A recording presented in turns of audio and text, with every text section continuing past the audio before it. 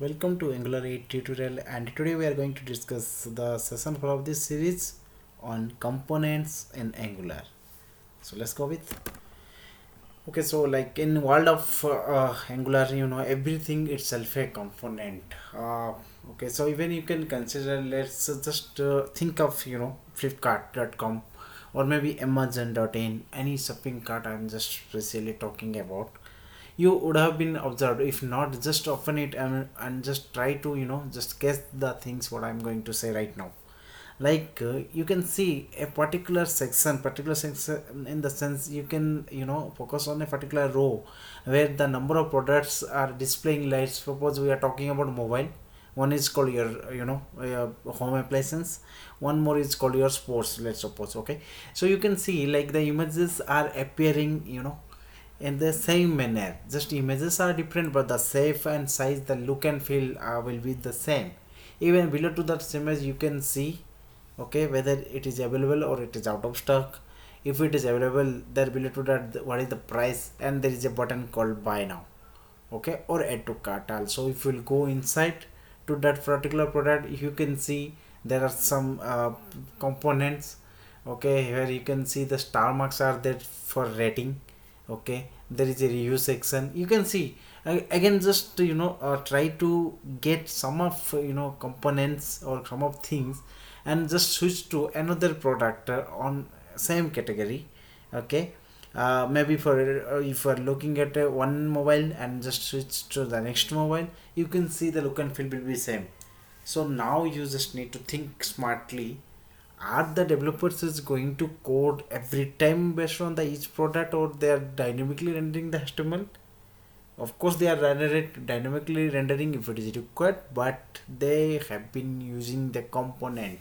Each component can contain multiple subcomponents, so that the building blocks would be giving the same kind of posters and all. Okay, so anyway, so and here in Angular component, it is nothing but it's a logical block or the building block of a Angular application.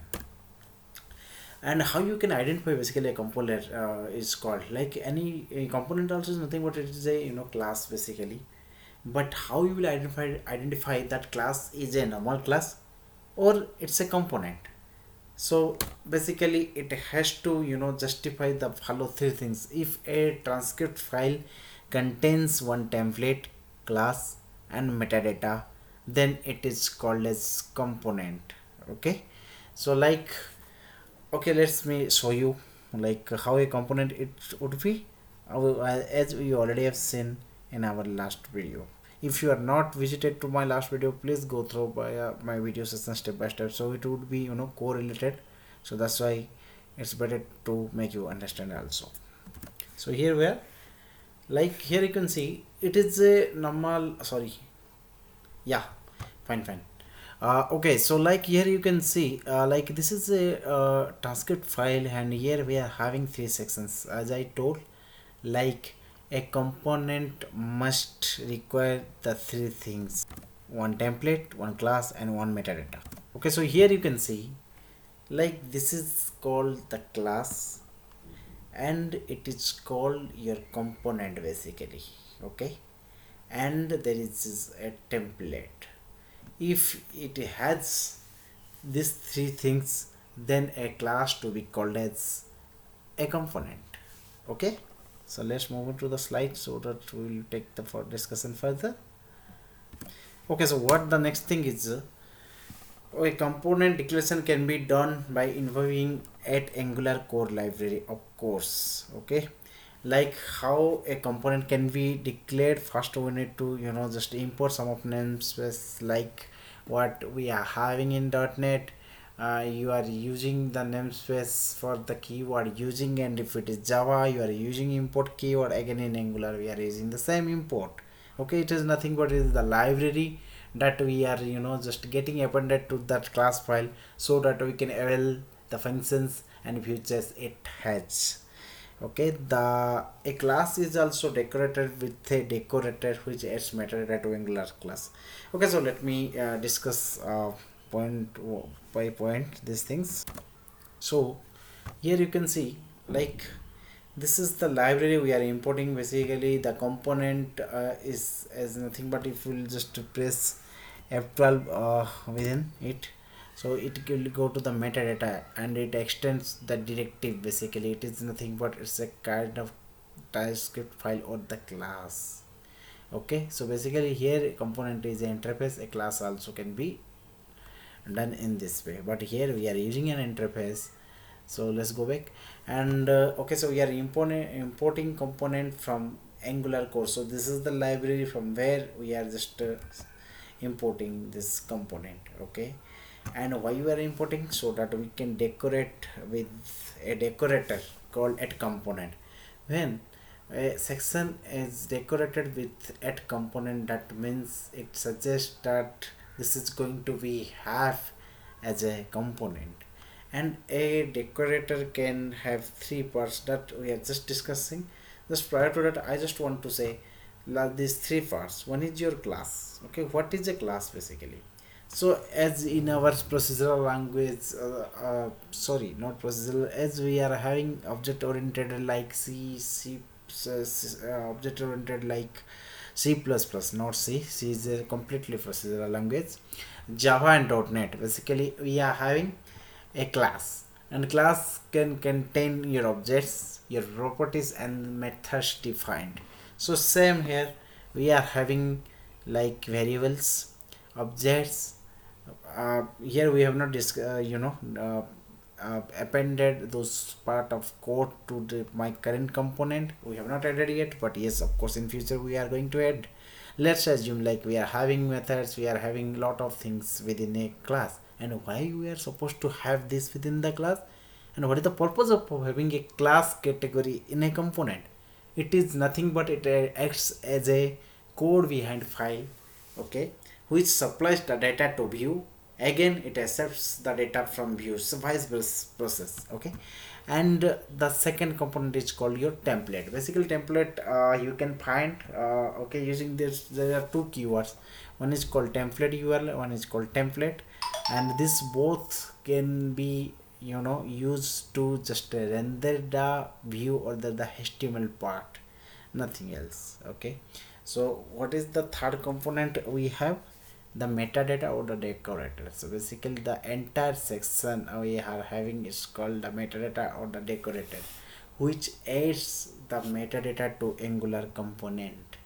Okay, metadata in the sense like it converts an Angular application to use as a component. Okay, and it contains a selector. What is a selector? Right now I'm just going to talk and discuss it. Selector is nothing but it is it is the future to be have as a HTML tag or attribute like we are having. Okay, and template URL, as I told, it is for render the HTML, and style URLs. Basically what it just talks about, like uh, if you want to apply some stylings basically. Okay, so we are having a array of item. Here you can add multiple CSS, and this particular CSS here we are not having as of now any CSS. If you want to render some specific CSS to specific HTML, this is the place where you want to go with. Okay, so like what I have been discussing, it is all written here. It will be available in my blog. Okay, so let's move on. Okay, so like a component has several properties, as I was showing you some of component properties. So we are having called selector, template URL. What is a template URL? I am planning to just have this a complete tutorial in my next video session. And providers, what is provider? Basically it is something, it is the place to inject some services to your component. Let's suppose you are having a service, and here service is something the usual code and moreover into the database operation basically, or the backend operation. I just want to say, like you can inject a service to multiple components so that that component can avail whatever the future and the methods it is written inside the service. It can be called using that component by using the provider section. Okay, when we will go to this service section, I will show you. Okay, so for a complete list of properties, like as I told, a decorator, component decorator has multiple properties, but some of common and the mandatory one is called your selector, template, either template or template URL. Okay, so these are the mandatory one, because without that you can't proceed with, right? So without having a template, how you can just render the data to a view, or how can you can generate a view itself, right? So that's why we are having a lot of properties. So for complete reference, you can just go to this particular URL. Okay, and you can get it done. Like you can get all the list of properties what Angular team has provided, the Google team has provided. Okay, so now what is a selector? Okay, so selector becomes a directive, as I told, like myf. So here we are just discussing myf. So here you can see app root. Okay, it is a selector. Okay, let's suppose if I want to change something, then it can behave with that selector. Okay, so let me run and just show you on action. Okay, to run you can just go for the command ngserve -o, but my Chrome is already open, so I'm just going with ngserve. Okay, it will compile and will run by using the localhost 4200 default port. Okay, so it's compiled, it's all done. Now we'll move to the Chrome and we'll run the localhost. Okay, so just localhost 4200.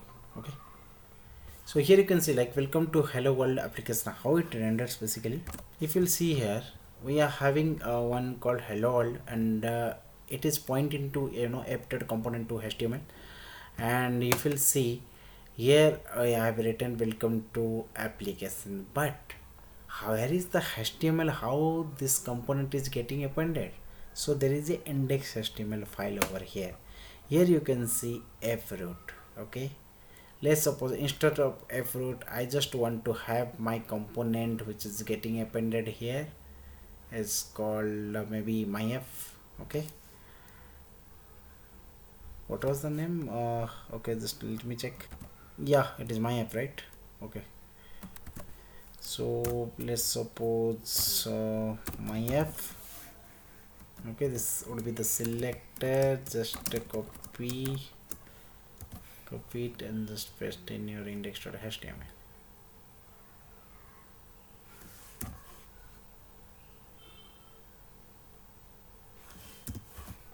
Okay, it's all good.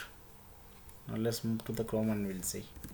Just refresh a little bit, it's already been refreshed. Okay, so here you can see the same behavior we are getting.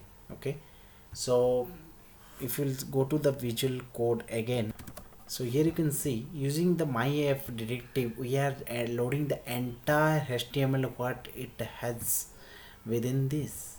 Okay, nothing else. So component is nothing but it is the piece or logical block as mentioned in my title or the definition. So it is the block of the code which is going to be appended to a particular HTML. So now you can assume what Flipkart has done. They have appended such a way, they have been using the component. You can just take into consideration how a component would be and how it can be facilitated to an application. Okay, now let's move on to template. So okay, so I will have a complete tutorial. So now let me do some work around for you. So here you can see like we are just rendering the entire HTML content using a URL called template URL, which is like this properties is asking for a particular HTML file to be rendered. So rather than we can have a template also, that's fine. Now here what I have to do,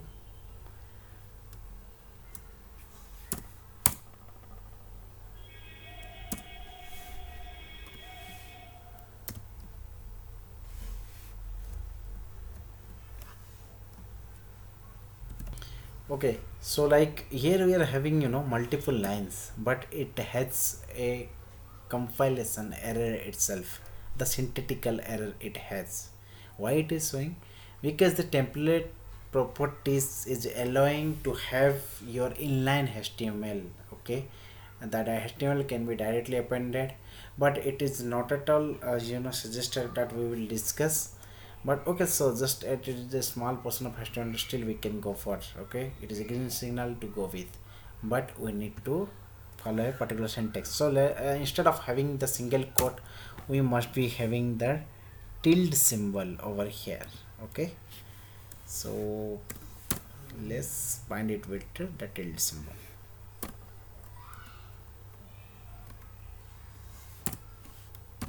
Okay,